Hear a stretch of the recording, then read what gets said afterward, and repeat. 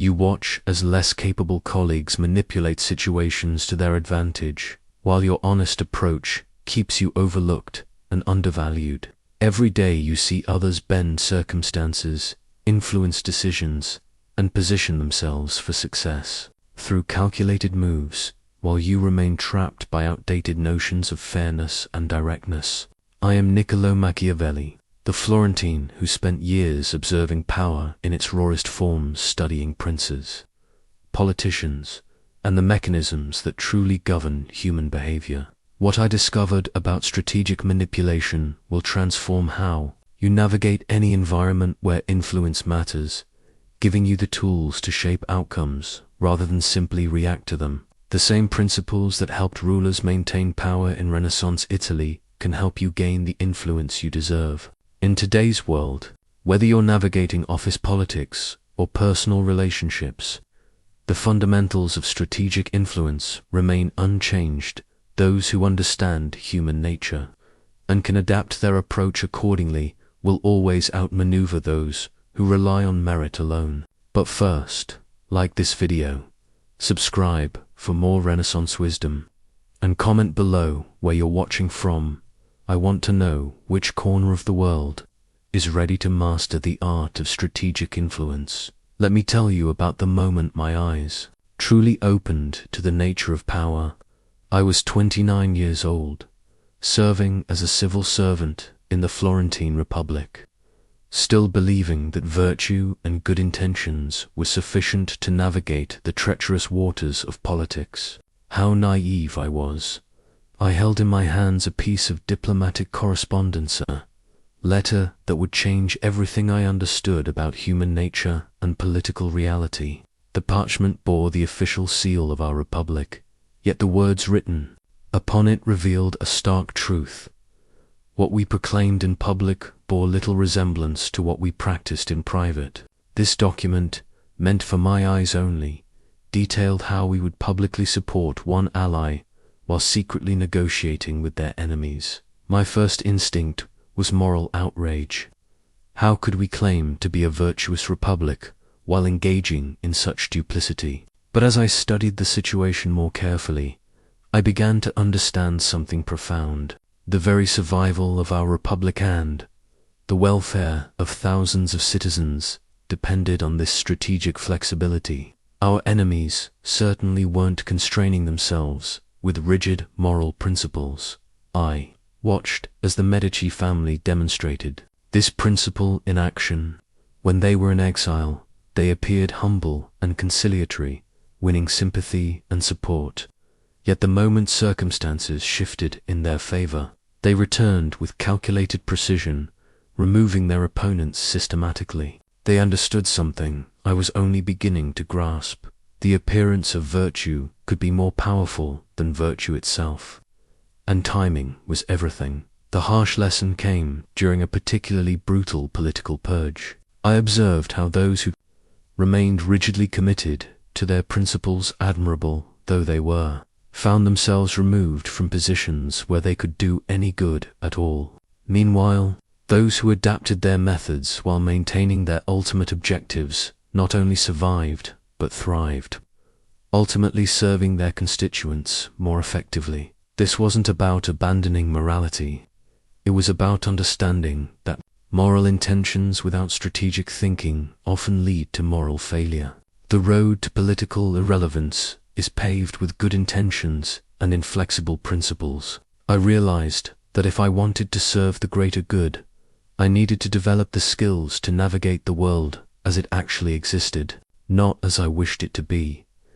That diplomatic correspondence became my first artifact of wisdom, reminder that effective leadership requires the courage to embrace strategic complexity rather than the comfort of simple moral certainties. My education in strategic manipulation truly began when I was sent as Florence's envoy to the court of Cesare Borgia. If you want to understand the art of influence, you must study those who wield it most effectively if their methods disturb your conscience. Borgia was such a master, and I was about to receive an intensive course in political strategy that would shape my thinking forever. When I first encountered Borgia's tactical maps spread across his campaign table. I was struck by their methodical precision. Every movement was calculated, every alliance temporary, every victory built upon the foundation of previous strategic positioning. These weren't the chaotic scrawlings of a mere warlord. They were the careful notations of a master strategist who understood that conquest was as much about psychology as it was about military force. Borgia taught me the most crucial lesson about strategic manipulation, the art of appearing virtuous while acting pragmatically. In public, he was gracious, generous, and seemingly concerned with justice. He would hold elaborate ceremonies honoring local customs and appeared to respect existing authorities. Yet privately, he was systematically removing potential threats, consolidating power, and creating networks of loyalty through carefully distributed rewards and subtle intimidation. I watched him handle a rebellion among his commanders with surgical precision, rather than immediately crushing the mutiny through force which would have created martyrs and deepened resistance. He invited the rebels to a reconciliation feast. He appeared magnanimous, offering forgiveness and even promotions. Yet within weeks, those same commanders found themselves isolated, their power bases eroded, their supporters gradually shifting allegiance to more reliable alternatives. By the time they realized what had happened, it was far too late to mount any meaningful resistance. That the genius lay not in the cruelty itself, but in how completely unnecessary he made overt cruelty appear. His enemies defeated themselves, convinced they were being treated fairly even as their influence systematically disappeared. This taught me that the most effective manipulation often feels like cooperation to those being manipulated. Borgia also demonstrated the critical importance of timing in strategic manipulation. He never acted when emotions were high or when his targets were prepared for conflict. Instead, he waited for moments of vulnerability when his opponents were distracted by other concerns, weakened by internal disputes, or simply complacent about their security. He understood that even the most careful plans fail if executed at the wrong moment. Perhaps most importantly, Borgia showed me how to maintain multiple contingency plans simultaneously. He never committed himself so completely to one course of action that he couldn't pivot if circumstances changed. His alliances were always conditional, his promises carefully worded to preserve flexibility, his reputation built on competence rather than consistency. This taught me that strategic manipulation requires constant adaptation. Rigid principles become liabilities in a fluid political environment. The final lesson came when Borgia himself fell from power, undone by circumstances beyond even his considerable control. This showed me that strategic manipulation, while powerful, has limits. The most skillful practitioner can still be overwhelmed by forces larger than themselves, which is why strategic thinking must always include humility and preparation for failure. Those tactical maps became my second artifact of wisdom, a reminder that true strategic thinking requires the patience to plan methodically while maintaining the flexibility to adapt quickly when plans inevitably require adjustment. In my study of ancient texts, I came across a Roman bestiary that would provide me with the perfect metaphor for strategic manipulation: the lion and the fox. This illuminated manuscript, with its detailed depictions of these two creatures, became the foundation for understanding why most people fail to achieve lasting influence. They rely too heavily on one approach while neglecting the other. Most people naturally gravitate toward being either the lion or the fox, never realizing that true strategic mastery requires the ability to embody both when circumstances demand it. The lion represents direct force, the ability to confront obstacles head-on, to be clear about your intentions, and to use your authority openly. The fox represents cunning, the capacity for indirection, for achieving objectives through cleverness rather than confrontation. for navigating around obstacles rather than through them. I learned this principle the hard way during my diplomatic missions. Early in my career, I approached every negotiation like a lion, direct, honest, and forthright about Florence's interests.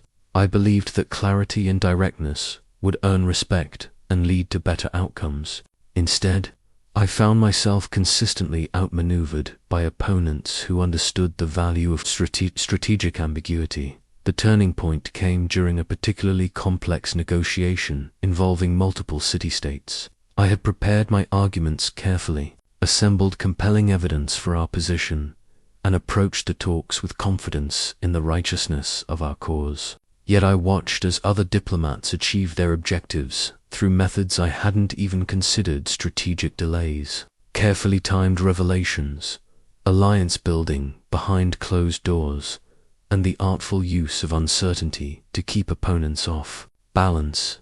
That's when I realized that the lion's approach, while admirable, is insufficient for complex political environments. Sometimes the direct path is blocked. Sometimes honesty provides your opponents with weapons to use against you. And sometimes the appearance of weakness creates opportunities that strength cannot. The fox understands that influence often requires patience, indirection, and the willingness to let others believe they are winning, even as you position yourself for ultimate success. But I also learned that pure fox behavior has its limitations. There are moments when directness is not only appropriate but necessary, when delays serve your opponent's interests, when ambiguity creates confusion that works against you, or when people need clear leadership rather than clever maneuvering. The fox without the lion becomes merely sneaky rather than strategic. The art lies in reading situations accurately enough to know which approach serves your interests. When facing a stronger opponent, fox tactics allow you to avoid destructive confrontations while gradually improving your position. When holding advantages that time might erode, lion tactics help you consolidate gains before circumstances shift. When dealing with people who respect directness, the lion's approach builds credibility. When facing those who interpret honesty as weakness, the fox's methods protect your interests. I've seen countless talented people limit their effectiveness by becoming too identified with one approach. The perpetual lions exhaust themselves in unnecessary battles and create enemies who might have been allies. The perpetual foxes lose opportunities that require decisive action and develop reputations for unreliability that undermine their long-term influence. The key insight is that neither approach is inherently superior. They are tools, and like any tools, their value depends on the situation where they're applied. A master carpenter doesn't use only hammers or only screwdrivers. They select the appropriate tool for each specific task. Similarly, strategic manipulation requires the wisdom to choose your methods based on circumstances rather than personal preference or moral abstractions. This ancient bestiary became my third artifact of wisdom, a reminder that effective influence requires the flexibility to be both strong when strength serves and clever when cleverness serves, never allowing yourself to become trapped in approaches that may have worked in the past but don't fit present realities. During my time observing the courts of Renaissance Italy, I commissioned a portrait from one of Florence's most skilled painters, not out of vanity, but to understand how image shapes reality in human interactions. Watching the artist work taught me something profound about strategic manipulation. People respond more to their perception of reality than to reality itself, which means that managing perception becomes as important as managing actual circumstances. The painter explained how every element of a portrait was designed to convey specific messages to viewers. The subject's posture suggested authority or humility. The clothing indicated wealth or austerity. The background elements implied values and affiliations, and even the lighting created impressions of wisdom or strength. Nothing was accidentally detail was chosen to create a desired perception in the observer's mind. This revelation transformed how I approached my own strategic positioning. I began to understand that in any competitive environment, people form opinions about your capabilities, intentions, and trustworthiness based on limited information. They observe your behavior in specific situations and extrapolate general conclusions about your character. They notice how you dress, how you speak, whom you associate with, and what you choose to emphasize or downplay in conversations. The strategic manipulation of perception begins with understanding what impressions serve your objectives, and then carefully controlling the information that shapes those impressions. This doesn't mean deception. It means being intentional about which aspects of yourself you emphasize in different contexts and with different audiences. I learned to cultivate different aspects of my reputation depending on the situation. When negotiating with military leaders, I emphasized my understanding of strategic thinking and my experience with conflict resolution. When working with merchants, I highlighted my practical knowledge of economics and trade relationships. When dealing with scholars, I demonstrated my classical education and philosophical sophistication.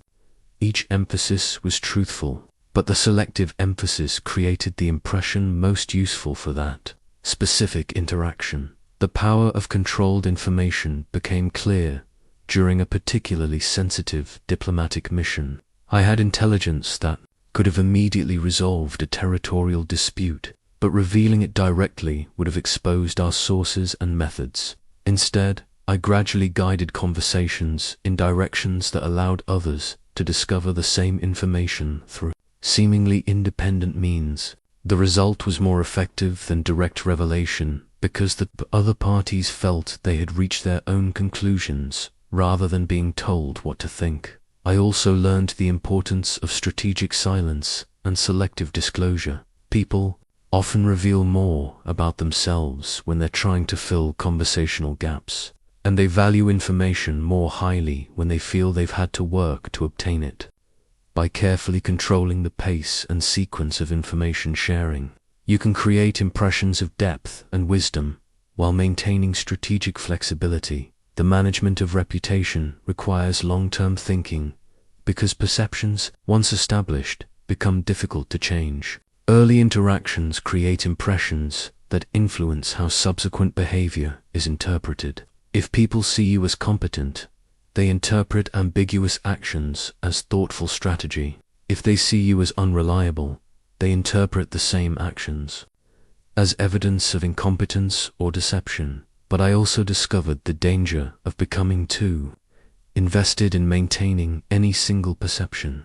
Circumstances change, and flexibility requires the ability to evolve your public image when your strategic needs shift. The key is maintaining enough authenticity that your reputation feels genuine while preserving enough complexity that people can't predict your behavior with complete accuracy. Perhaps most importantly, I learned that effective perception management serves not just your immediate interests, but also the interests of those you work with. When people understand your capabilities and intentions clearly, they can make better decisions about how to interact with you. Strategic manipulation of perception reduces confusion and conflict by providing clarity about what others can expect from you. This Renaissance portrait became my fourth artifact of wisdom, a reminder that reality and perception are both important. But in human interactions, perception often matters more because it determines how people choose to respond to you and your ideas. Among my most treasured possessions was a diplomatic cipher-key tool that taught me the profound difference between malicious lies and strategic withholding of information. This small device, used to encrypt sensitive communications, became the symbol of perhaps the most misunderstood aspect of strategic manipulation: when transparency serves your interests versus when it undermines them. The moral complexity of this issue tormented me early in my political career. I had been raised to value honesty and directness, Yet I repeatedly witnessed situations where complete transparency led to unnecessary conflict, endangered innocent people, or prevented beneficial outcomes from occurring. The cipher key represented a middle path between dishonesty and naive openness, the protection of sensitive information until its revelation could serve constructive purposes. I learned to distinguish between different types of concealment. Malicious deception involves creating false beliefs to exploit others for personal gain, often causing harm to people who don't deserve it. Strategic withholding, by contrast, involves protecting information until circumstances allow its productive use, often preventing harm or creating opportunities for mutual benefit. During one particularly delicate negotiation, one possessed information that would have immediately ended discussions. Our opponents had already decided to reject any reasonable offer. Revealing this knowledge directly would have created hostility and closed off future opportunities for dialogue. Instead, I used this information to guide my strategy, asking questions and making suggestions that gradually led the other party to recognize their positions, weaknesses, without feeling attacked or embarrassed. The art of necessary deception often involves allowing others to save face while still achieving your objectives. People resist being told they are wrong much more than they resist discovering their errors themselves. By carefully managing how information becomes available, you can help others reach correct conclusions without the resistance that comes from feeling criticized or manipulated. I also learned the importance of selective honesty in building strategic trust. When you are transparently honest about matters where honesty costs you nothing, people develop confidence in your reliability. This credibility becomes valuable when you need others to trust your judgment in areas where you cannot be completely transparent.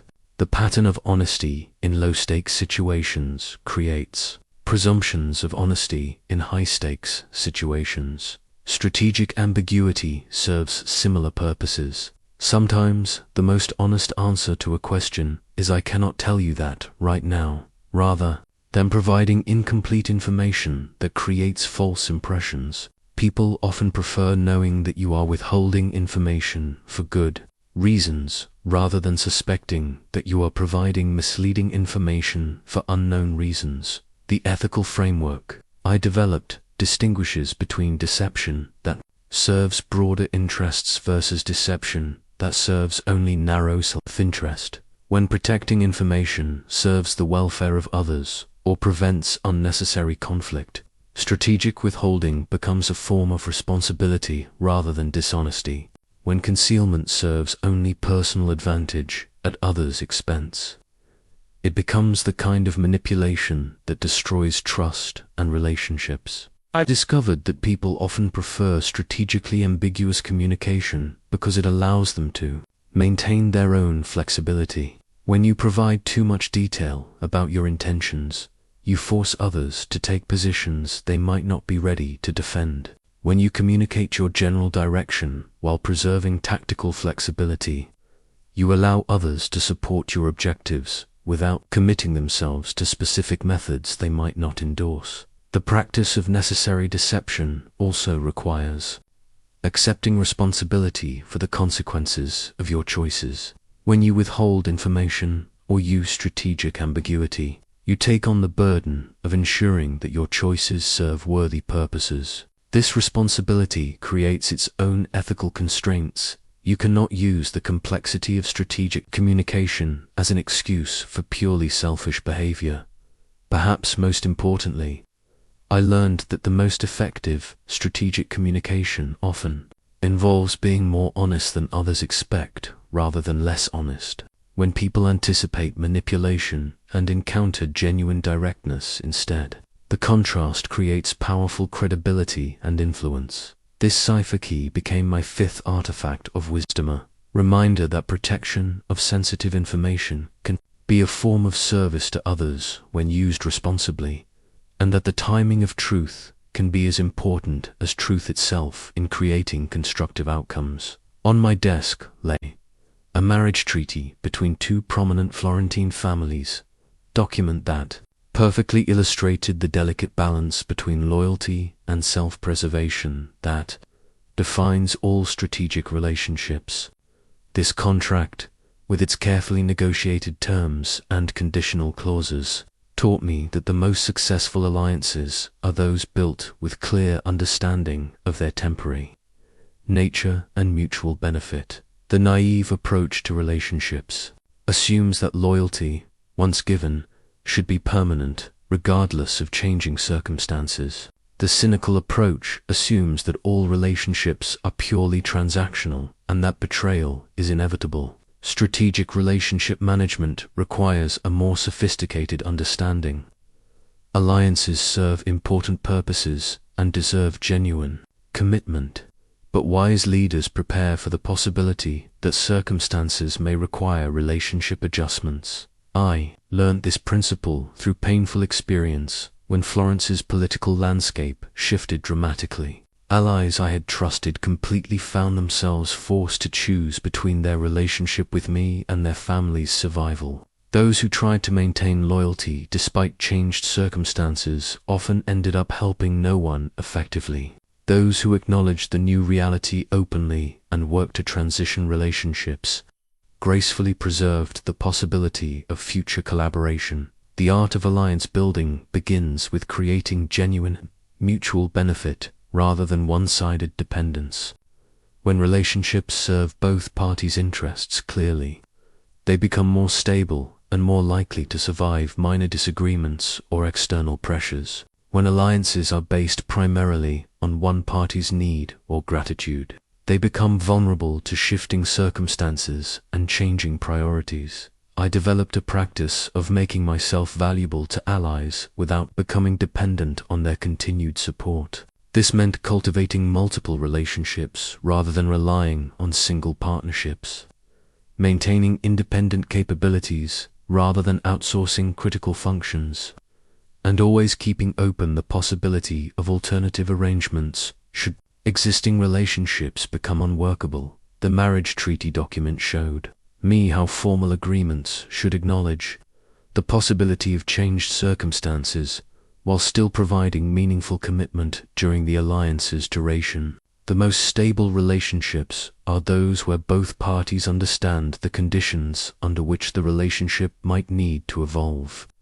and have agreed on processes for managing such transitions respectfully. Strategic alliance management also requires recognizing early warning signs that relationships may be under stress. Changes in communication patterns, shifts in priorities, new relationships that might create conflicting loyalties, or altered circumstances that change the balance of mutual benefit. These indicators allow you to address problems before they become crises or to prepare alternative arrangements before you need them. I learned to distinguish between betrayal and evolution when allies choose different paths because their circumstances have genuinely changed.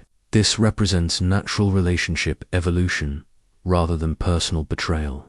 When allies conceal their changing priorities or actively work against agreed-upon interests while maintaining the appearance of cooperation, this represents the kind of betrayal that requires defensive response. The preparation for relationship changes doesn't mean expecting the worst from people. It means acknowledging that good people can find themselves in situations where their priorities conflict with your interests. By maintaining backup options and independent capabilities, you can respond to changed relationships without bitterness or desperation. Perhaps most importantly, I discovered that the best preparation for potential relationship changes is to conduct yourself in ways that preserve respect and goodwill even when formal alliances end. People remember how you handled relationship transitions, and those memories influence their willingness to work with you in different capacities later. The strategic approach to alliances also involves being honest with yourself about your own limitations and changing priorities. Just as you must understand when others might need to adjust their relationships with you, you must be prepared to acknowledge when your own circumstances require relationship changes this marriage treaty became my sixth artifact of wisdom, a reminder that the strongest relationships are those built with clear mutual benefit and honest acknowledgement of their conditional nature, allowing both parties to maintain respect and dignity regardless of how circumstances might evolve. In my personal collection, I kept an astrological calendar that Renaissance leaders consulted when planning important decisions, not because I believed the stars controlled human affairs, but because it represented the crucial principle that timing can determine the success or failure of even the most brilliant strategies. This ancient timing guide taught me that when you act often matters more than what you do. Early in my career, I made the mistake that destroys many promising strategies, acting on good ideas at wrong moments. I would propose sensible policies when the political climate was hostile to change, attempt negotiations when emotions were running too high for rational discussion, or push for decisions when key stakeholders were distracted by other priorities. The ideas were sound, but the timing ensured their failure.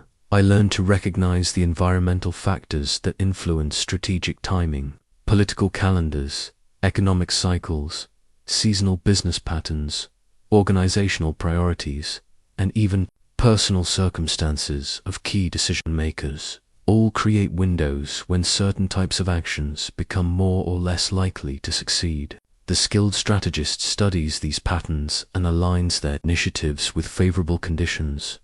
Sometimes the most strategic choice is patience, waiting for circumstances to shift in your favor rather than forcing action when conditions work against you. I watched many talented people damage their reputations and waste their influence by trying to push through important initiatives during unfavorable periods, when waiting a few months might have led to easy success. But strategic timing also involves recognizing when delays serve your opponent's interests rather than your own. There are moments when action becomes necessary regardless of ideal conditions, because waiting allows problems to worsen or opportunities to disappear. The art lies in distinguishing between patience that builds strength and delay that enables deterioration. I discovered the power of creating urgency when it serves your purposes. Sometimes favorable conditions exist, but people lack motivation to act because they don't feel time pressure. By highlighting deadlines, emphasizing limited opportunities, or demonstrating the costs of continued delay, you can accelerate decision-making when speed serves your objectives. The astrological calendar also taught me about the importance of preparation. Periods before major initiatives, the most successful strategic moves appear effortless because extensive groundwork has been laid in advance. Building relationships, gathering information, testing ideas informally, and positioning resources all happen during quiet periods that precede visible action. I learned to read the subtle signs that indicate when timing might be shifting in your favor. Changes in leadership, new external pressures, shifted priorities, successful completion of competing initiatives, or even seasonal changes in people's attention and energy. These factors create opportunities for strategies that might have failed. Under previous conditions, strategic timing often requires coordinating multiple moving pieces rather than focusing on single decisions. The most effective influence campaigns involve sequences of actions, each timed to build on the previous step and prepare for the next one. This requires thinking in terms of campaigns rather than isolated events. I also discovered the value of having multiple strategies ready for deployment when favorable timing windows open unexpectedly. Opportunities often arise suddenly, and those who can respond quickly with well-prepared initiatives gain significant advantages over those who must develop their approaches after opportunities become apparent. The calendar taught me that different types of initiatives require different timing considerations. Routine business decisions follow predictable patterns, but major changes require careful attention to political and emotional climates. Relationship-building efforts need patient, consistent timing, while crisis responses demand immediate action, regardless of convenience. Perhaps most importantly, I learned that timing mastery requires accepting that you cannot control all the factors that influence when action becomes appropriate. The strategic approach involves preparing thoroughly for opportunities while maintaining the flexibility to respond when timing windows open, even if they don't align with your preferred schedule. This astrological calendar became my seventh artifact of wisdom, a reminder that even the most brilliant strategies fail when poorly timed, while mediocre approaches often succeed when conditions favor them, making timing awareness as important as strategic planning itself. Among my military studies, one possessed a siege warfare manual that became unexpectedly relevant to political strategy. Its detailed diagrams of how to systematically overcome fortified resistance taught me that opposition, whether military or political, requires careful analysis and methodical response rather than emotional reaction. This treatise showed me that the most dangerous enemies are often those we fail to recognize until they have already gained significant advantages. The first principle of managing opposition is early identification. Most people wait until conflicts become obvious before acknowledging they have adversaries, but by then, defensive positioning becomes much more difficult. I learned to watch for subtle signs, people who consistently question your proposals without offering constructive alternatives, those who seem to find reasons why your successes don't matter, individuals who gradually exclude you from important conversations, or those whose public support feels strangely lukewarm.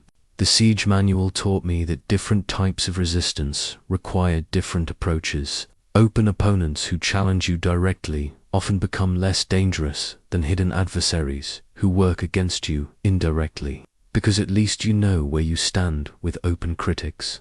The concealed opposition poses greater long-term threats because they can operate without your awareness while appearing to maintain normal relationships. I discovered the strategic value of keeping certain enemies close, not out of naivety about their intentions, but because proximity allows better monitoring of their activities and creates opportunities to influence their behavior. When adversaries operate at a distance, their actions become unpredictable and harder to counter. When they work within your sphere of influence, you can often shape the environment in ways that constrain their options. Sometimes the most effective response to opposition involves converting resistance into opportunity. I learned to look for legitimate concerns that might underlie hostile behavior and address those concerns in ways that served my broader objectives. Often, opposition stems from misunderstanding, competing priorities, or genuine problems that need attention anyway. By responding to the substance rather than just the hostility, you can sometimes transform adversaries into allies. The manual's discussion of siege tactics taught me about the importance of cutting off support systems that sustain opposition. Most adversaries depend on relationships, resources, or institutional positions that give them power to cause problems, rather than attacking opponents directly, which often creates sympathy for them. Strategic pressure on their support systems can neutralize threats more effectively and with less dramatic confrontation. I also learned when direct confrontation becomes necessary despite its risks. Some opposition cannot be managed through indirect methods because the fundamental conflicts of interest are too great, or because delay allows problems to worsen. When confrontation becomes unavoidable, the Siege Manual's emphasis on overwhelming superiority taught me to ensure that decisive action is truly decisive rather than merely provocative. The principle of avoiding martyrdom proved crucial in my approach to serious adversaries. When you destroy opponents in ways that generate sympathy for them or validate their criticisms of you, you often create more problems than you solve. The most effective neutralization of threats leaves opponents with their dignity intact, while removing their ability to cause harm. Strategic opposition management requires understanding the difference between personal conflicts and professional disagreements. Some adversaries oppose your ideas or methods without harboring personal animosity, while others make conflicts personal, regardless of the substantive issues involved. These different types of opposition require different management approaches and different levels of ongoing vigilance. I learned that the strongest defense against opposition is often excellence in execution rather than political maneuvering. When your results consistently speak for themselves, critics find fewer effective angles of attack. When your reputation for competence and integrity remains solid, attempts to undermine you often backfire on those making them. The Siege Manual also taught me about the importance of maintaining escape routes and alternative positions, even when managing opposition successfully. Wise strategists prepare for the possibility that conflicts might escalate beyond manageable levels. Having backup options allows you to respond to serious threats without desperation or panic. Perhaps most importantly, I discovered that the goal of opposition management should be neutralization rather than destruction whenever possible. Creating situations where former adversaries can coexist peacefully with you serves long-term interests better than victory that requires ongoing vigilance against revenge attempts. This siege warfare manual became my 8th artifact of wisdom, a reminder that opposition is a natural part of any competitive environment, and that systematic, strategic responses to resistance often prove more effective than emotional reactions or attempts to avoid conflict entirely. In my physician's library, I studied a Renaissance humoral chart that mapped the 4 temperaments believed to govern human behavior: sanguine, choleric, melancholic, and phlegmatic. While the medical theory was primitive, the document taught me something profound about strategic influence. Different people respond to different types of appeals, and understanding these psychological differences dramatically improves your ability to persuade and motivate others effectively. The chart reminded me that most failed influence attempts result from treating all people as if they share the same motivations and decision-making processes. I had observed this pattern repeatedly in political negotiations. Diplomats who relied on logical arguments with people who made decisions based on emotional considerations, or those who appealed to honor with individuals primarily motivated by practical benefits. I learned to identify psychological patterns that predict how people prefer to receive information and make decisions. Some individuals need detailed analysis before they feel comfortable with choices, while others become overwhelmed by too much information and prefer clear, simple options. Some people require time to consider decisions privately, while others prefer to think through options in conversation with trusted advisors. The humoral chart taught me about the role of fear, hope, and self-interest in human motivation. Fear motivates people to avoid losses more powerfully than hope motivates them to pursue gains, but the specific fears that matter vary dramatically between individuals. Some people fear social disapproval, others fear financial insecurity, and still others fear loss of autonomy or control. Understanding which fears drive specific individuals allows you to frame proposals in ways that address their particular anxieties. Hope operates similarly. Different people are energized by different types of potential gains. Some respond to opportunities for recognition and status, others to chances for security and stability, and still others to possibilities for creativity and autonomy. When you understand what specific individuals hope to achieve, you can present your ideas in ways that connect with their aspirations rather than working against them. Self-interest proved to be the most reliable motivator, but I discovered that people define their interests more broadly than simple material benefit. Psychological needs for respect, belonging, achievement, and meaning often influence decisions as much as practical considerations. The most effective influence appeals address both tangible benefits and psychological needs simultaneously. I learned to observe cognitive biases that affect how people process information and make decisions. Most individuals overweight recent experiences when evaluating options, prefer information that confirms their existing beliefs, and avoid choices that require admitting previous mistakes. Strategic influence works with these patterns rather than against them, presenting new ideas as extensions of accepted beliefs rather than challenges to them. The chart also taught me about the importance of emotional states in influence attempts. People in different moods process the same information differently and reach different conclusions about identical proposals.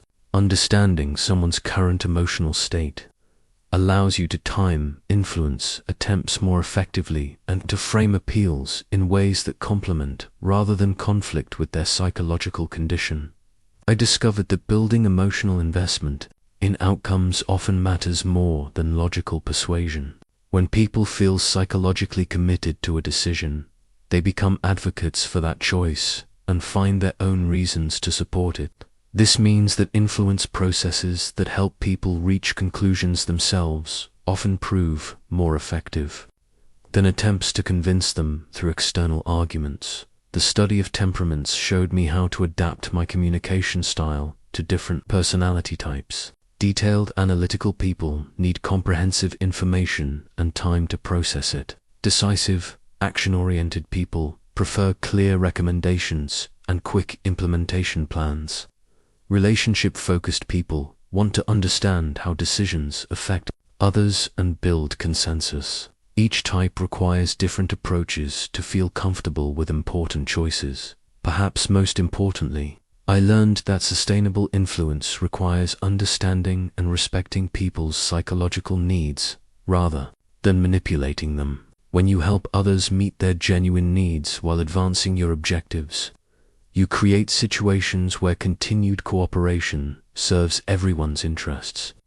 When you exploit psychological weaknesses for purely selfish purposes, you create resentment that eventually undermines your influence. Strategic influence also involves understanding your own psychological patterns and how they affect your approach to persuasion. Your preferred decision-making style influences how you present ideas to others, but what works for you may not work for people with different temperaments.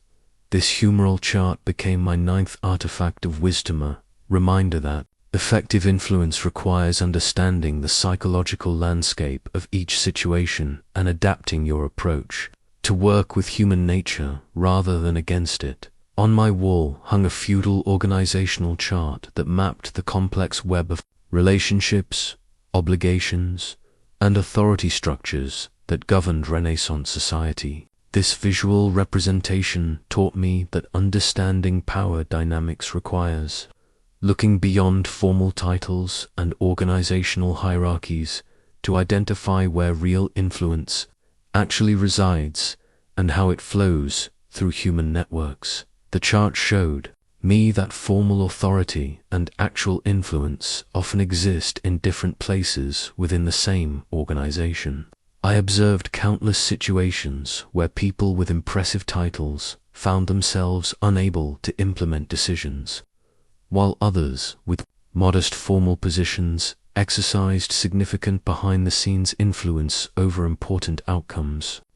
Strategic navigation requires mapping both the official structure and the informal network of relationships that really determine how things get done. I learned to identify the different sources of power that give people influence beyond their formal authority. Some individuals derive influence from their expertise and knowledge, others from their relationships and network connections, and still others from their control over information or resources.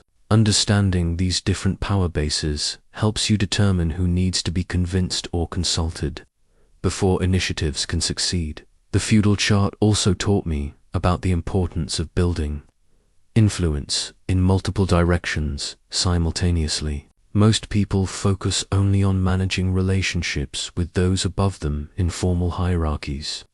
neglecting lateral relationships with peers or downward relationships with subordinates. But influence often flows sideways through peer networks or upward through informal leadership among lower-level personnel. I discovered that positioning yourself strategically within existing power structures requires understanding the unwritten rules that govern how influence operates in specific environments.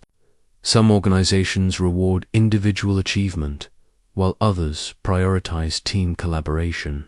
Some cultures value public recognition, while others prefer behind-the-scenes effectiveness. Learning these cultural patterns allows you to build influence in ways that feel natural rather than forced. Strategic hierarchy navigation also involves knowing when to work within existing power structures versus when to challenge or circumvent them. Most of the time, working with established systems proves more effective than fighting them. But there are situations where existing structures prevent necessary changes or protect incompetent leadership. The key is distinguishing between systems that can be reformed from within and those that require more dramatic intervention. I learned the art of building influence upward without threatening the security of those above you in formal hierarchies. Many talented people damage their careers by making supervisors feel insecure about their own positions rather than helping them look good while advancing shared objectives. The most successful influence builders find ways to make their superiors more effective rather than competing with them for recognition. The organizational chart showed me how to position myself as a bridge between different parts of hierarchical structures that normally don't communicate effectively. By facilitating coordination between departments, levels, or factions, you can become indispensable to multiple groups while building influence across traditional boundaries. I also discovered the importance of maintaining independent sources of influence, rather than relying entirely on relationships with specific individuals. When your influence depends too heavily on single relationships, changes in personnel can devastate your position overnight. Building multiple sources of influence expertise, relationships across different levels, control over important processes, or reputation for results creates stability that survives organizational changes. The feudal system taught me about the delicate balance between loyalty and independence that characterizes successful hierarchy navigation. Complete loyalty without independent value makes you expendable when circumstances change, while independence without demonstrated loyalty makes you appear untrustworthy.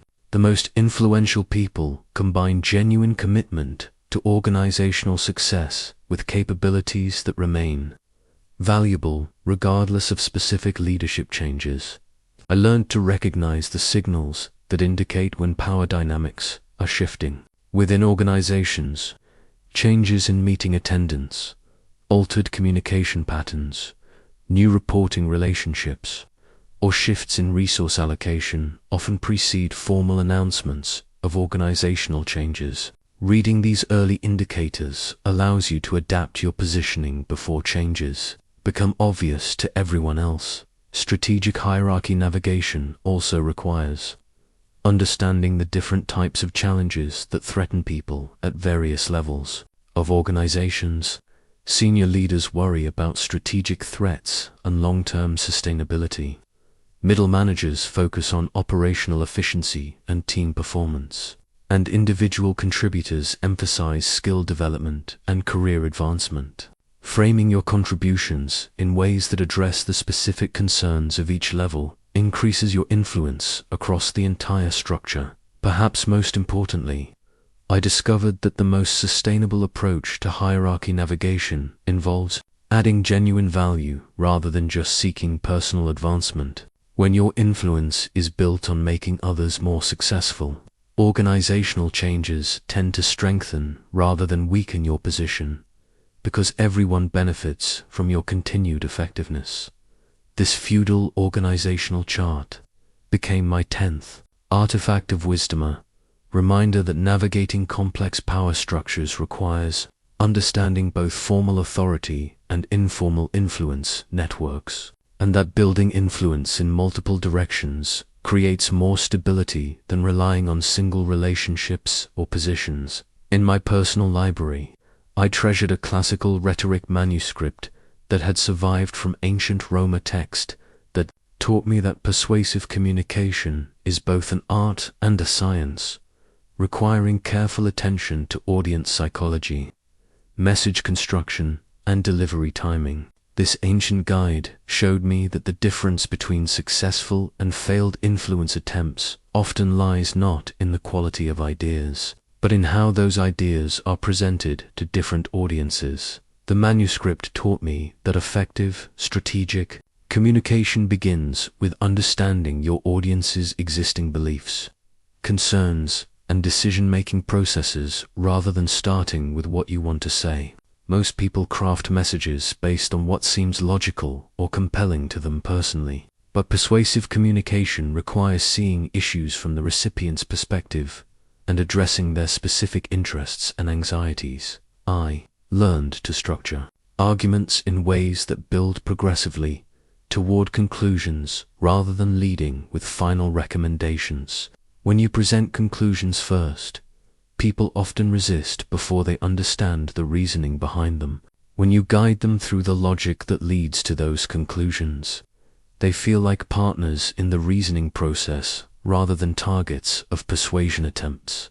The ancient text showed me the strategic use of emotion and logic in persuasion. Pure logical arguments often fail because people make decisions with their hearts and then use their minds to justify those choices. But pure emotional appeals lack the substance necessary for people to feel confident about important decisions. The most effective communication combines emotional engagement with logical support, helping people feel good about choices they can also defend rationally.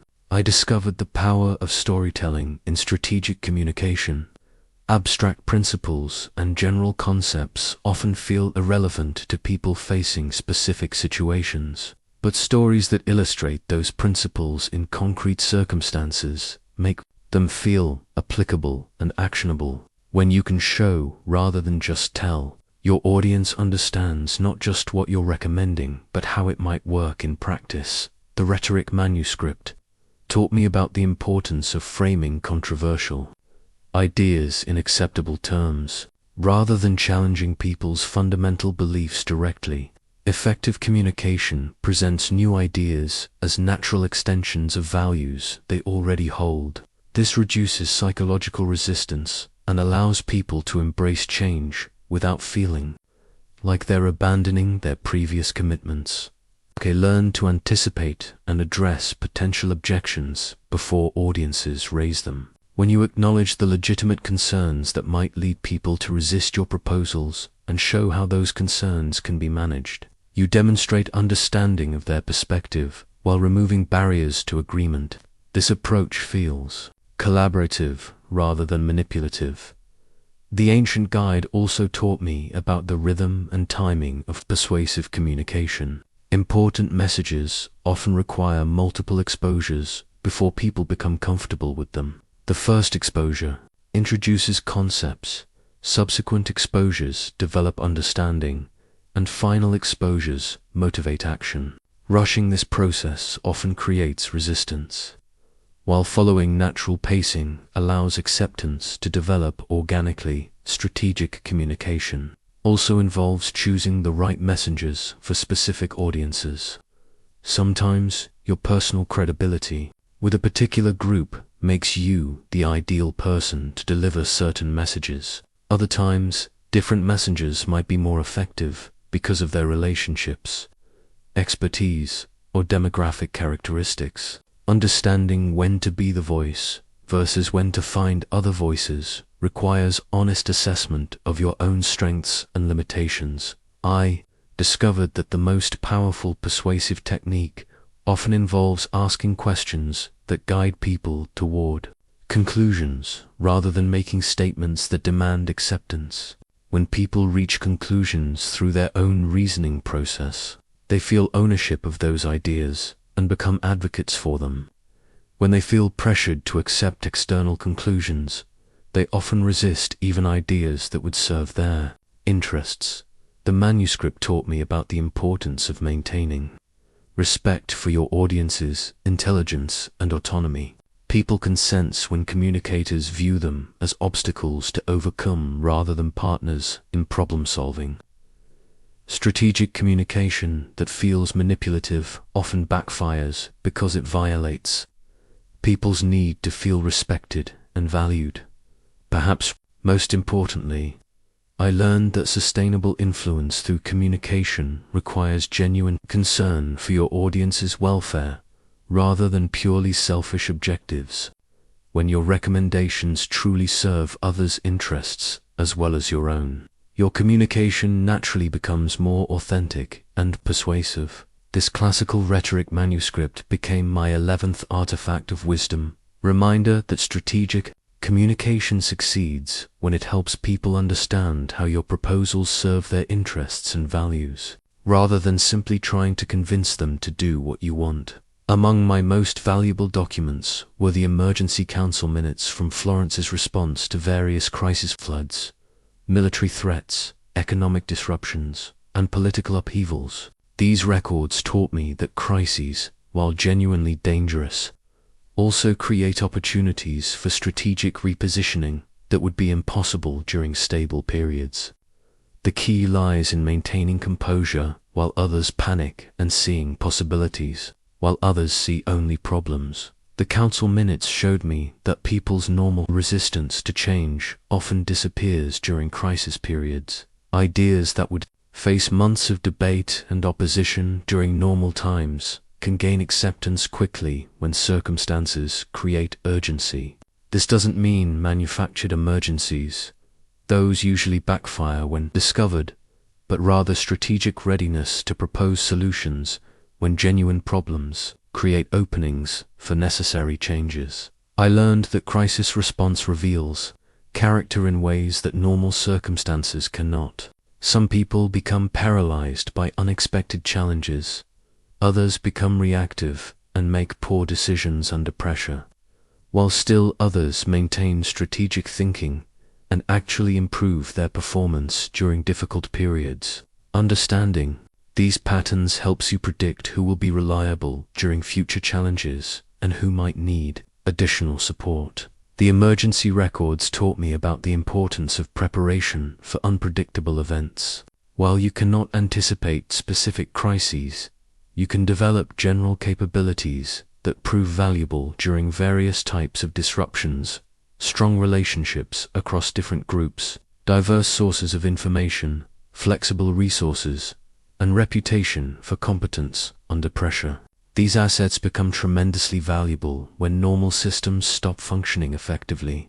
I discovered that the most strategic response to organizational crises often involves making yourself indispensable rather than simply protecting your existing position. When everything is in chaos, people gravitate toward those who can provide stability, clarity, and effective action.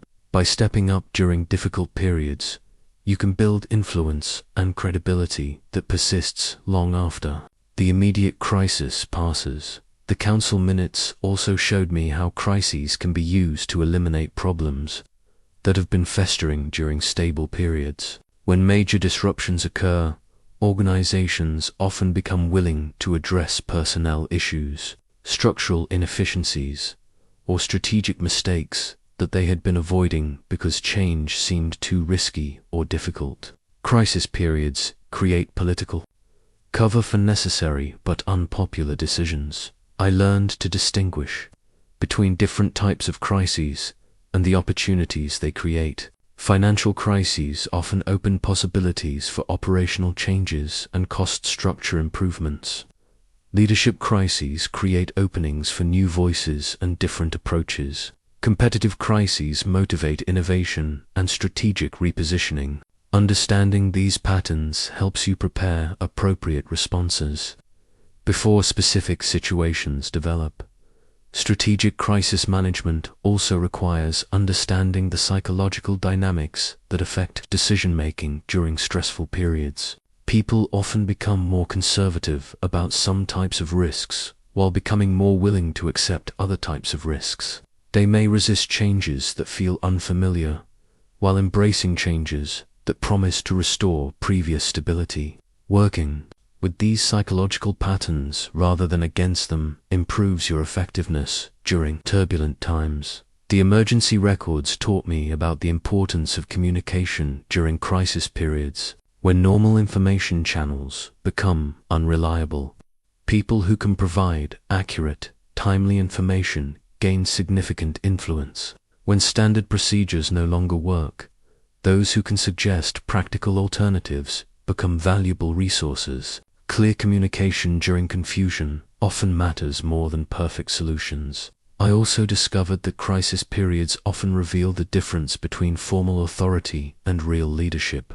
Some people with official positions become ineffective when situations move beyond their normal procedures, while others without formal authority emerge as natural leaders, because they can inspire confidence and coordinate effective responses. Understanding these dynamics helps you position yourself appropriately regardless of your formal role. Perhaps most importantly, I learned that the most successful crisis managers are those who can maintain long-term perspective while dealing with immediate pressures. They understand that crisis responses set precedents for future situations, and that short-term fixes can create long-term problems if not carefully considered.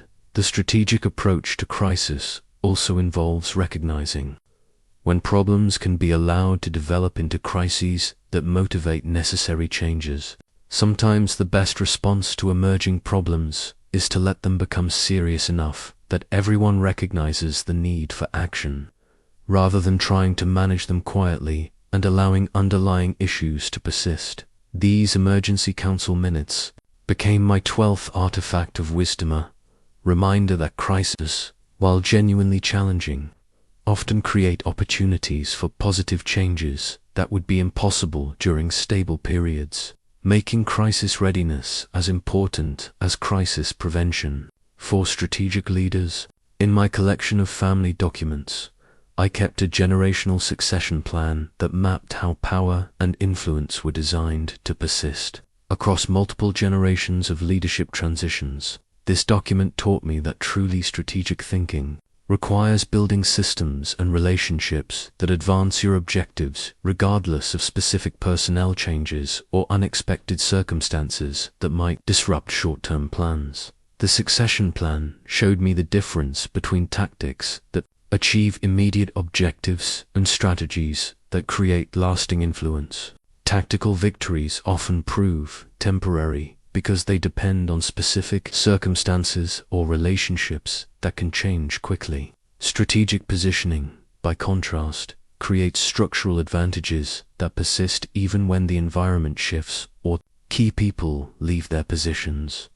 I learned that sustainable influence requires embedding your ideas and approaches into institutional processes, rather than relying purely on personal relationships or individual expertise. When your methods become standard operating procedures, when your priorities become organizational values, and when your approaches become accepted best practices, your influence continues even in your absence. The generational planning document taught me about the importance of developing multiple successors rather than relying on single individuals to carry forward your work. People move, circumstances change, and even the most reliable allies can find themselves unable to continue previous commitments. Building depth in leadership development creates resilience that protects long-term objectives against unforeseen disruptions.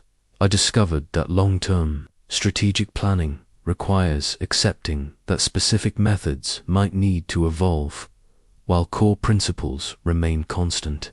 The succession plan anticipated that future generations would face different challenges requiring different approaches, but it preserved the fundamental values and strategic insights that had proven successful across various circumstances.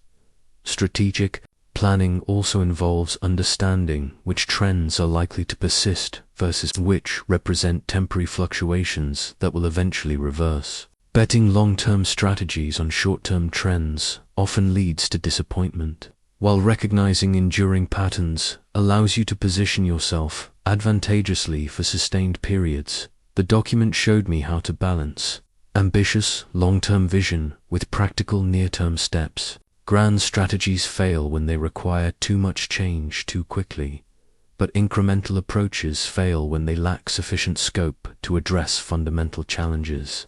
Effective planning breaks large objectives into manageable phases while maintaining focus on ultimate goals. I learned that long-term influence requires building relationships across generational boundaries, rather than focusing only on contemporaries. Younger people who seem insignificant today may become tomorrow's leaders, while established figures who dominate current situations may have limited future relevance. Strategic relationship building invests in rising talent while maintaining respect for existing authority. The succession plan taught me about the importance of creating institutional memory that preserves important lessons even as specific circumstances change. When organizations lose understanding of why certain practices developed or what problems certain structures were designed to solve, they often abandon effective approaches simply because they seem outdated or unnecessary. I discovered that strategic planning must account for the tendency of successful approaches to create their own problems over time. Methods that work well initially often become less effective as circumstances change or as others adapt to your strategies. Long-term planning requires anticipating these natural cycles and preparing alternative approaches before current methods lose their effectiveness. The generational document also showed me how to balance continuity with adaptation in strategic planning. Complete rigidity leads to obsolescence when circumstances change, but constant change prevents the accumulation of institutional knowledge and relationship capital that enables sophisticated strategies. Perhaps most importantly, I learned that sustainable strategic planning requires understanding which aspects of your approach depend on your personal capabilities versus which can be systematized for others to implement. The most lasting influence comes from creating systems that allow others to achieve similar results using their own strengths, rather than requiring them to replicate your specific methods. Long-term strategic planning also involves preparing for succession scenarios even when you don't anticipate leaving your position. Understanding how your responsibilities could be transferred or restructured creates flexibility that proves valuable when circumstances require unexpected changes. The succession plan taught me that the most successful long-term strategies are those that serve the genuine interests of multiple stakeholders, rather than just advancing narrow personal objectives. When your strategic positioning benefits others as well as yourself, those others become invested in maintaining and extending your influence. This generational succession plan became my 13th artifact of wisdom, a reminder that lasting influence requires building systems and relationships that transcend individual careers and circumstances, creating value that persists long after specific leaders have moved on to other roles. In my private moments of reflection, I often consulted confessional guidelines that priests use to help people examine their consciences and distinguish between acceptable strategic behavior and genuine moral transgressions. These religious documents taught me that the ethics of strategic manipulation cannot be dismissed simply as amoral pragmatism, but neither can they be judged by standards that ignore the realities of competitive environments and conflicting interests. The confessional guides helped me develop a framework for distinguishing between manipulation that serves broader interests versus manipulation that serves only narrow self-interest. When strategic behavior protects innocent people, prevents greater harm, or creates conditions for mutual benefit, it often represents responsible leadership rather than moral failure. when it exploits others purely for personal advantage at their expense. It crosses ethical boundaries that undermine both relationships and long-term effectiveness. I learned that the intention behind strategic behavior matters as much as the methods themselves. The same techniques can represent either ethical leadership or manipulative exploitation, depending on whether they aim to create value for others or simply extract value from them. This doesn't mean that good intentions justify any methods, but it does mean that methods cannot be evaluated without understanding their purposes. The guidelines taught me about the importance of proportionality in strategic ethics. Minor strategic adjustments to achieve important objectives often prove more ethical than rigid adherence to principles that prevent necessary achievements. But major deceptions or manipulations require correspondingly significant justifications to meet ethical standards. I discovered that ethical strategic manipulation often involves being more honest about human nature than conventional morality admits. People do have conflicting interests. They do respond to incentives more than abstract principles. And they do need leadership that helps them navigate complex situations where simple rules provide inadequate guidance. Strategic manipulation that acknowledges these realities often serves people better than idealistic approaches that ignore them. The confessional documents also taught me about the responsibility that comes with strategic capability. When you develop skills in influence and manipulation, you acquire power that creates obligations to use that power constructively.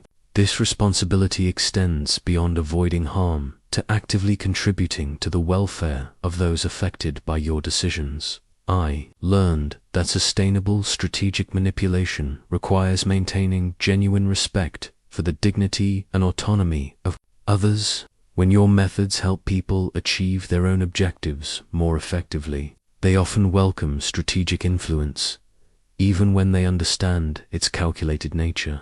When your methods treat people merely as obstacles or tools, they create resentment that eventually undermines your effectiveness. The religious framework helped me understand that strategic manipulation becomes most ethically problematic when it prevents people from making informed decisions about matters that significantly affect their welfare. When your influence helps people understand their options and consequences more clearly, it serves their interests even if it also serves yours. When it obscures important information or creates false impressions about crucial matters, it violates their right to self-determination. I discovered that the most ethical approach to strategic manipulation often involves being transparent about your strategic thinking with people who can handle that transparency. When others understand that you think strategically about relationships and decisions, they can respond appropriately rather than being surprised by calculated behavior they didn't anticipate. The confessional guides taught me about the difference between strategic manipulation and betrayal of trust. When you violate explicit agreements or abuse confidential information for personal advantage, you cross ethical lines regardless of your broader purposes. But when you operate within the bounds of understood relationships while pursuing legitimate objectives, strategic behavior often strengthens rather than undermines trust. Perhaps most importantly, I learned that ethical strategic manipulation requires accepting accountability for its consequences. When your strategic choices cause harm, you bear responsibility for that harm regardless of your intentions. This accountability creates natural limits on acceptable strategic behavior, because leaders who consistently harm others eventually lose the relationships and reputation necessary for continued effectiveness. The ethical framework also requires recognizing that different relationships involve different standards for strategic behavior.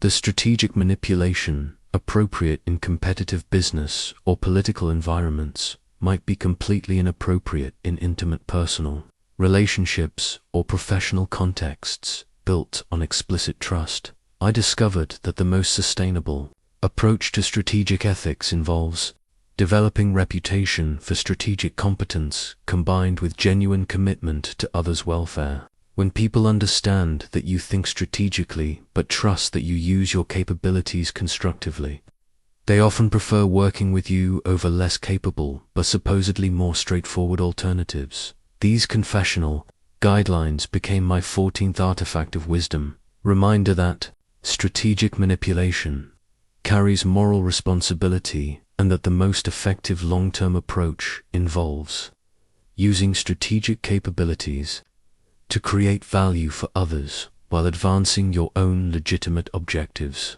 On my desk sits a contemporary business strategy guide that would have seemed fantastical in my Renaissance world. A modern document that proves how the fundamental principles of strategic manipulation remain constant even as the environments where they operate transform dramatically. This guide showed me that human nature persists across centuries, making ancient wisdom relevant to contemporary challenges while requiring adaptation to new technologies and social structures. The modern guide taught me that corporate environments operate with many of the same dynamics I observed in Renaissance courts, but with important differences in speed, scale, and transparency. Information travels faster, decisions involve more stakeholders, and actions face greater scrutiny. Yet the basic human motivations, desire for security, recognition, autonomy, and achievement remain unchanged. I learned that digital communication creates new opportunities for strategic influence, while also creating new vulnerabilities.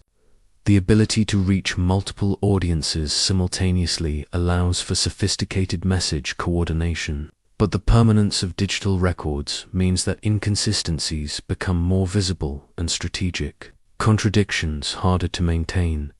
The contemporary document showed me how democratic and collaborative workplace cultures require more subtle approaches to strategic manipulation than the hierarchical systems I knew. Open resistance to authority is more acceptable in modern environments, making direct power plays less effective. But this also creates opportunities for influence through consensus building and coalition formation that weren't available in more rigid systems. I discovered that modern strategic manipulation must account for increased education levels and sophistication among the people you seek to influence. Contemporary audiences often recognize manipulation attempts that would have been invisible to earlier generations, requiring more elegant and genuinely beneficial approaches to strategic influence. The business guide taught me about the strategic implications of modern transparency expectations. While complete transparency remains impossible in competitive environments, modern strategic manipulation often requires explaining your strategic thinking to build trust rather than concealing it to maintain advantage. People today often prefer knowing that you think strategically to being surprised by calculated behavior they didn't anticipate. I learned that global connectivity creates opportunities for strategic positioning across geographic and cultural boundaries, while also requiring understanding of diverse value systems and communication styles.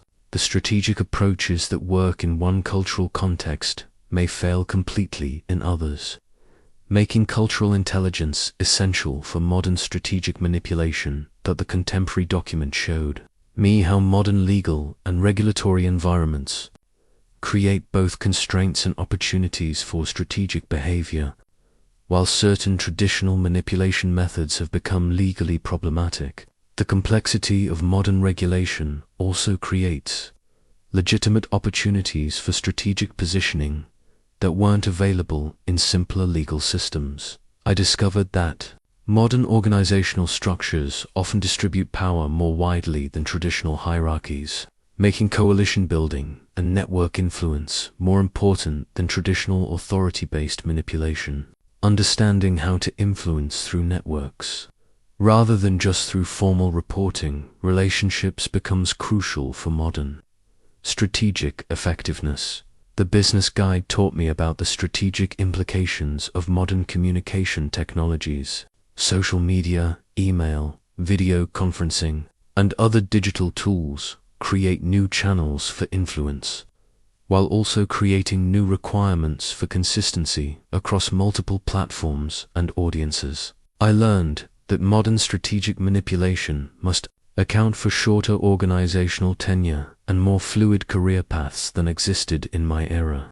Building influence that can transfer across organizations and industries becomes more important than deep positioning within single institutions. The contemporary document showed me how modern emphasis on metrics and data analytics creates opportunities for strategic influence through information, interpretation, and presentation. The ability to frame quantitative information persuasively often determines strategic outcomes in data-driven organizations. Perhaps most importantly, I discovered that modern strategic manipulation must balance traditional human relationship skills with technological sophistication.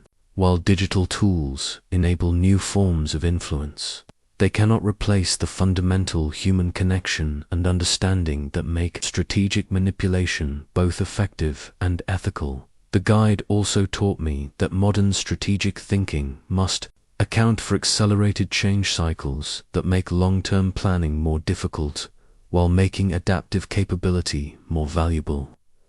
The strategies that work today may become obsolete quickly, requiring constant learning and adjustment. I learned that modern transparency and accountability expectations make reputation management more critical than ever. Strategic manipulation that damages your reputation for integrity often creates more problems than it solves, because reputation spreads more quickly and persists longer in connected modern environments. This contemporary business strategy guide became my 15th artifact of wisdom, reminder that while the fundamental principles of strategic manipulation remain constant across centuries, their application must continuously evolve to remain effective in changing technological and social environments. Among my most treasured possessions is a diploma from the University of Florence, not because of the formal recognition it represents, but because it symbolizes the moment when I realized that true mastery of strategic manipulation requires moving beyond technique to develop genuine wisdom about when and how to apply these capabilities responsibly. This document reminds me that competence without wisdom often creates more problems than solutions. The diploma taught me to recognize the signs that indicate when you've developed sufficient strategic capability to be genuinely helpful rather than merely clever. Early in the development of these skills, most people become intoxicated with their newfound ability to influence others and create desired outcomes. They use their capabilities frequently, sometimes unnecessarily, often forgetting that the goal is effectiveness rather than demonstration of skill. I learned that true mastery involves understanding when not to use strategic manipulation as much as knowing how to use it effectively.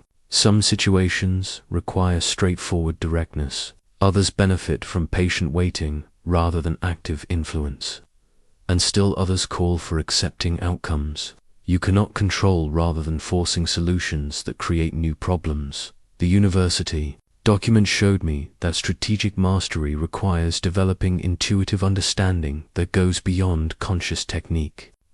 After years of practice, effective strategic manipulation becomes natural rather than calculated, flowing from genuine understanding of human nature and situational dynamics rather than from memorized methods or conscious planning.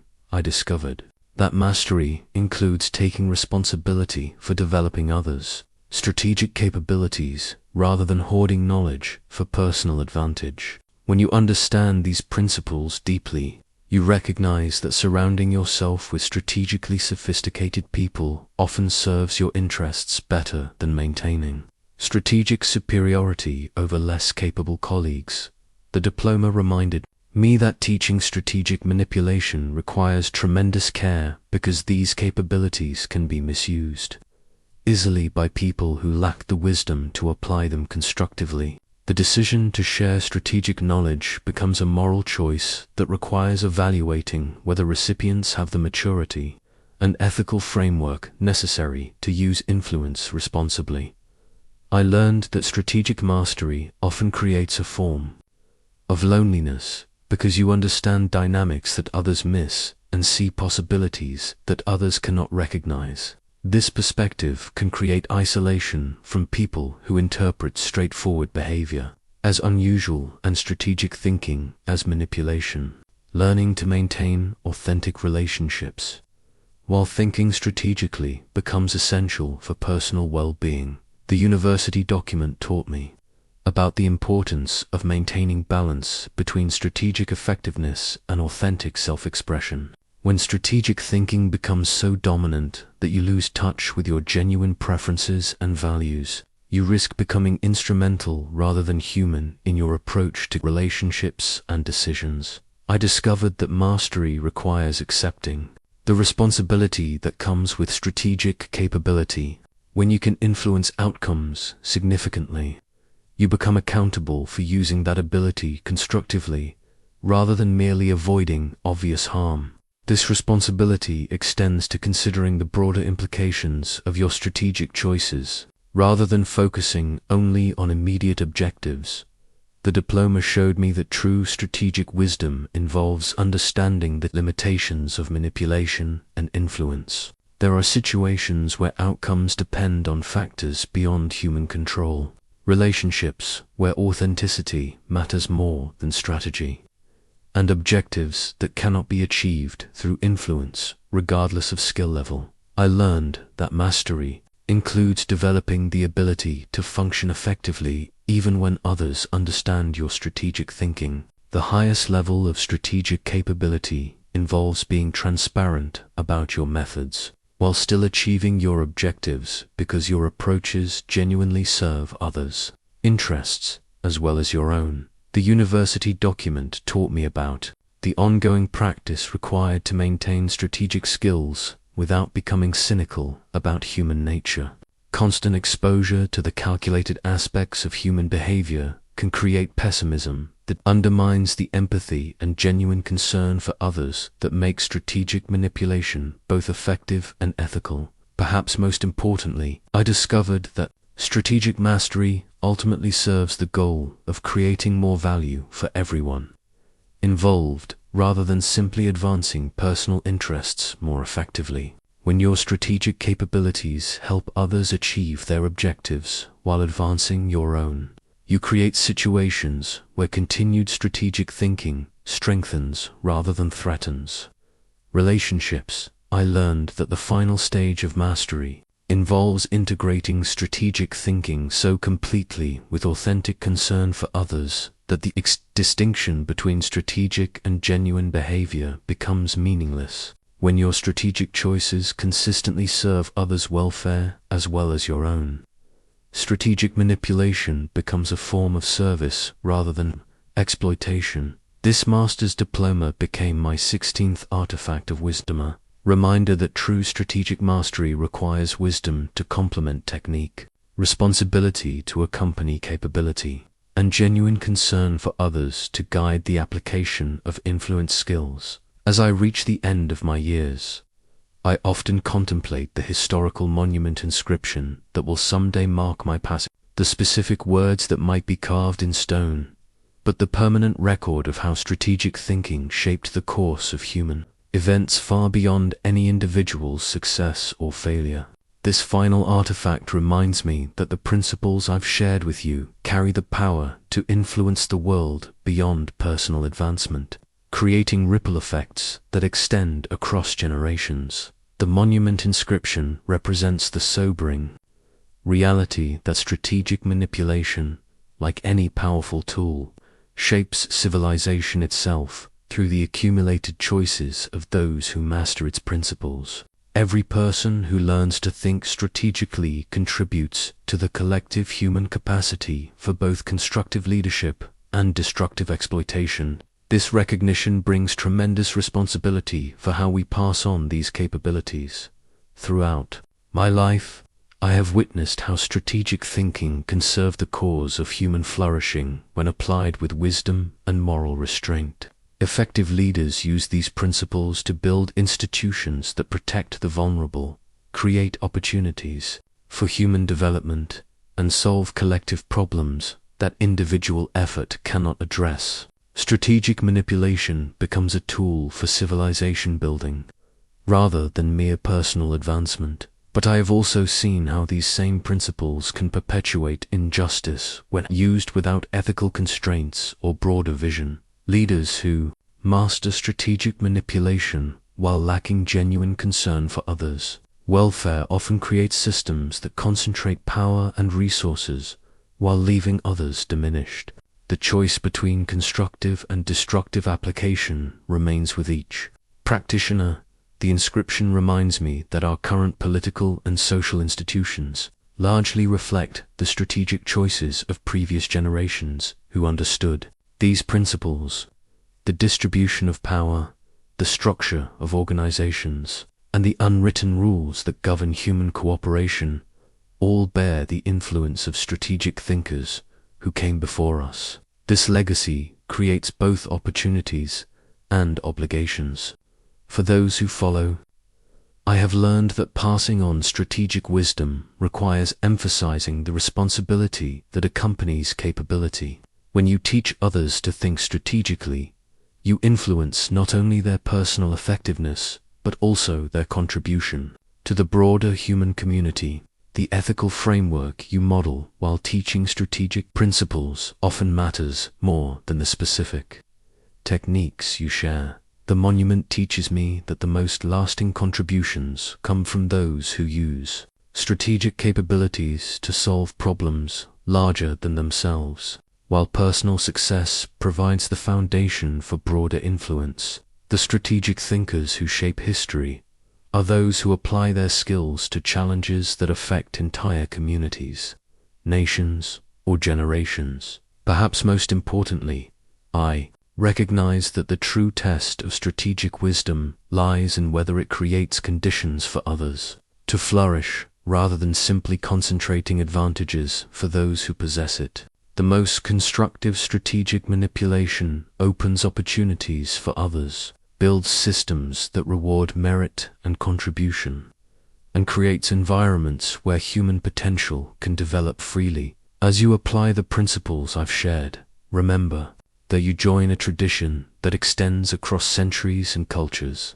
The strategic insights that helped me navigate Renaissance politics also guided ancient philosophers, medieval rulers, and modern leaders who faced entirely different circumstances, but similar human challenges. This continuity suggests that strategic thinking represents a fundamental aspect of human civilization, rather than merely a collection of useful techniques. The eternal tension between individual advancement and collective goodwill continue to challenge strategic thinkers. Long after our current problems have been resolved and new challenges have emerged, each generation must find its own balance between personal effectiveness and broader responsibility, between strategic capability and authentic relationships, between influencing others and serving others. Your strategic choices will contribute to the legacy that future generations inherit. The institutions you help shape, the people you influence, and the precedents you establish will persist long after your immediate objectives have been achieved or abandoned. This perspective should inform how you choose to apply the capabilities you develop. The monument inscription that will someday mark my passing cannot capture the full complexity of strategic manipulation or the nuanced wisdom required to apply it constructively, but it can serve as a reminder that true strategic mastery ultimately transcends personal success to contribute something valuable to the ongoing human story as we part. Carry forward not just the techniques I've shared, but the understanding that strategic thinking serves its highest purpose when it helps create a world where human potential can flourish more fully. The art of strategic manipulation reaches its ultimate expression when it becomes a tool for building rather than exploiting, for including rather than excluding, and for creating value that extends far beyond the strategist's immediate interests. This final artifact the permanent record of how strategic thinking shapes human history reminds us that our choices echo across generations, making every application of strategic influence a contribution to the legacy we leave for those who follow.